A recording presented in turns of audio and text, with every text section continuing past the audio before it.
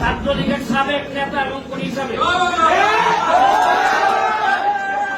কথা বলে যাই। আজকে আমি বলে আসছি যে আমার যত তকমা আছে সব তকমা তোমরা নিয়ে যাও। আমার মানবতাবাদী বলতে এখন তোমরা বেঈমান বলো, কোনো অসুবিধা নাই।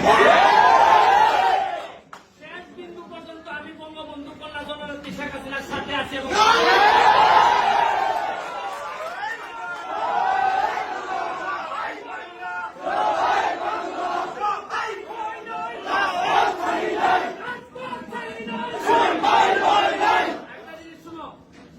নতুন জেনারেশন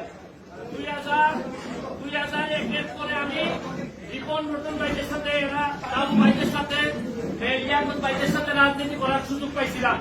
বিরোধী দল আমরা জানি যে কি খারাপ অবস্থায় আমরা রাজনীতি করে এই জায়গা পর্যন্ত আসছি। তোমরা আমাদের উত্তরাধিকার, রক্তের একটা তাসির আছে। আদর্শের সৈনিকরা যদি একবার দাঁড়াই যায়, একবার তাদেরকে কেউ আর দাবাই রাখতে পারে। আমার ছোট ছোট ছাত্রদেরকে এরা মাথা ব্রেন ওয়াশ করছে, জানে না কাজের এরা যুদ্ধ করতেছে।